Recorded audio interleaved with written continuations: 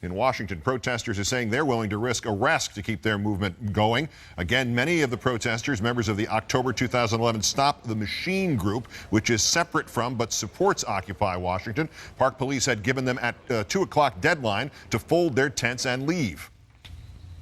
We're not leaving at 2. We feel that this is our city square. There's people all over the country who are taking over their city squares, and we're going to stay in this one. As yet, there are no reports of arrests nor disturbances from Freedom Plaza, where organizers have been speaking with police. But these protesters in Des Moines didn't need a provocateur to risk arrest and make their point. 32 of them were hauled off by police when they refused to leave the park area in front of the state capitol in solidarity with Occupation Wall Street. The protests have also spread to Toledo, Ohio, to Charlotte, North Carolina, where weekend protests stretched into today. David Swanson, an organizer of the October 2011 protests in Washington and a campaigner for rootsaction.org, joins me now as promised from Washington. Thank you for your time tonight, sir. Good to be here. What's the latest with the protest at Freedom Plaza? Is everybody still there? Do we know what the status is? The permit expired at 2 p.m. today in terms of having to have everything out, and the police came by and we asked them to speak with us publicly and they refused, so we sent a delegation to meet with them privately, and we're waiting to hear what they have to say. But our determination is to remain and not to voluntarily leave. We think we have a right to be there. The pepper spray incident, obviously you were there. Talk us through it from what you saw. Many people got inside doors. You'll see photographs of that gentleman and others inside doors. And the man in front of him in the photos in the black T-shirt is also a provocateur. The two of them were there to cause trouble. The rest of us were there to deliver a message and to leave. We didn't want to shut the place down. Instead, we were greeted with pepper spray in the face. I didn't even get it directly. I got it 10 feet away, and it's horrible, horrible stuff. And you know, the Air and Space Museum was not our primary target. We're waiting for Congress to get back Tuesday morning, and they will be hearing from us. But this is a museum that's marketing weaponry, that's pushing drones and missiles and bombs, and we don't have any museums promoting health care or housing or retirement security. You know, we wanted people to look at the museum a little bit differently. We didn't want them to be shut out, and I think the guards overreacted dramatically to a message that as we marched through the streets to the museum, people were leaving the sidewalks to join us. So the actual confrontation there, do you think that was, I mean, the man is boasting, the fellow from the American Spectator, and the other one that you mentioned that he doesn't talk about, but certainly he would be involved in it too. But this fellow, Patrick Howley, is basically saying, I sort of escalated this into what it was. Is that your assessment, that without him, we wouldn't have seen pepper spray?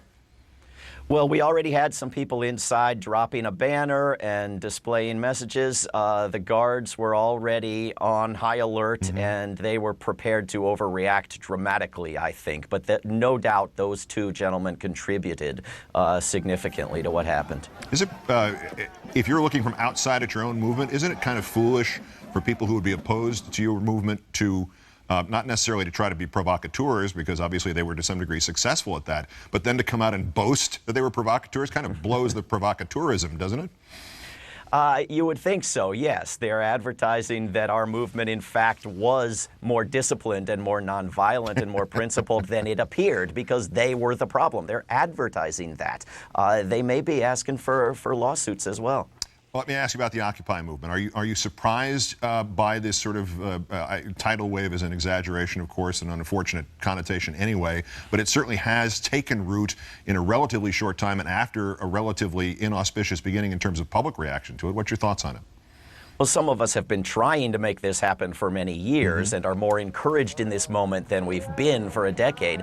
And a lot of it has to do with the economic insecurity being so widespread and the growing awareness that difficulties in one's home are not personal failings, but problems that everyone's neighbors are dealing with as well. And so there's this growing awareness that we're 99% and you're us and you should join us. And it's a message being welcomed by everyone. Cabbies are dropping people off and not charging them at Freedom Plaza if they're protesters. You know, we haven't seen that before, and that's what seems to me to have the potential to snowball. There's no guarantees, but it's, you know, it's not that the wars have gotten worse or the policies have gotten worse, it's that the economy is hitting people.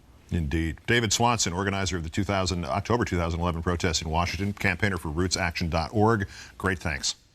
Thank you. Back here, hip-hop pioneer, best-selling author, United Nations Goodwill Ambassador Russell Simmons has already made several trips down to Zuccotti Park to talk with the Occupy Wall Street protesters, and now he's here to talk to us. Good to see you, sir. Nice to see you. All right, how many times have you been, and what's your impression? I've been 15 times, and my impression is they're young, courageous, inspiring people who are politically astute. I mean, and they know what they want. Mm-hmm.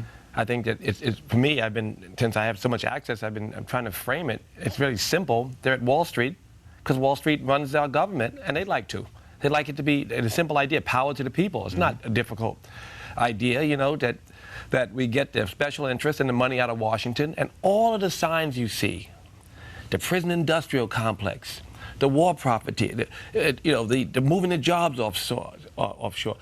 Name a sign, you know, that a protester hasn't, and isn't it because the government is run by corporations?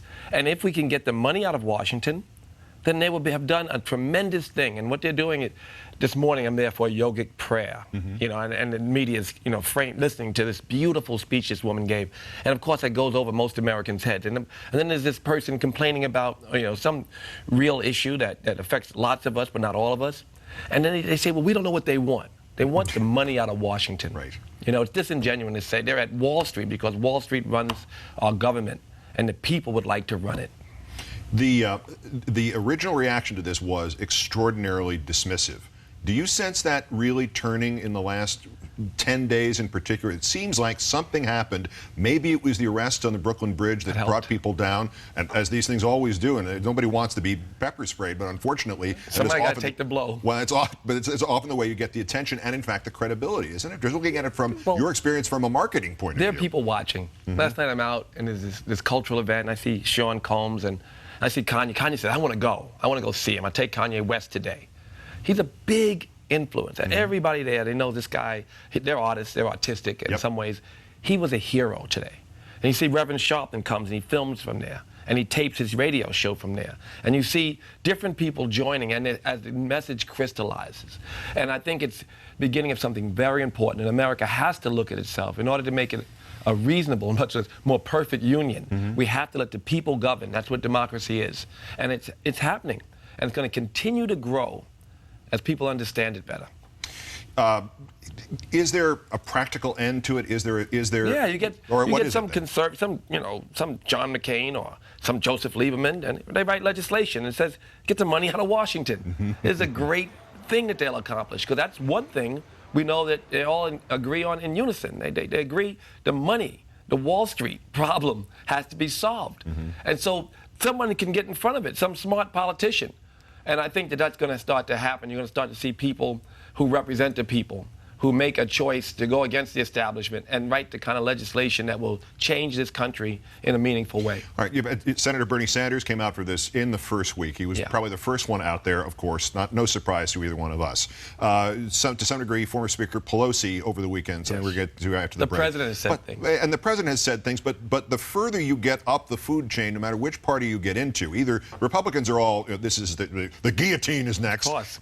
But the Democrats are like, yeah, we're fully in favor of this, we think. Many of them are punks still, because they still control to some degree. They're puppets, and it's they're afraid to keep their jobs. In Atlanta, who came out? Great representative. Oh, John Lewis. John Lewis, that's right. John Lewis came out. The kind of guy would start to write the legislation, but he would be too progressive. They would make it harder. Joseph Lieberman could come out and be a little bit of a hero, because we all know. There's no secret. If there's any issues that we can come up with, it's because the corporations are running our government. And that's where the redistribution, that's why I don't pay taxes. Because they leave the tax loopholes, they create the corporate welfare, they create all of these things are because the politicians are puppets. And we want to change that.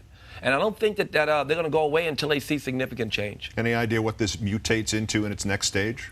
Well, at the very least, it could be, they're educated and they're sophisticated. So I hate to call them like the Tea Party. Yeah. I hate to say that, because these kids, in the broadest possible sense, they fit in that same gigantic category. They're both movements. That's right. Right. To the extent that they can make, political statements and support politicians and move this country in a direction, they have at least that in their horizon.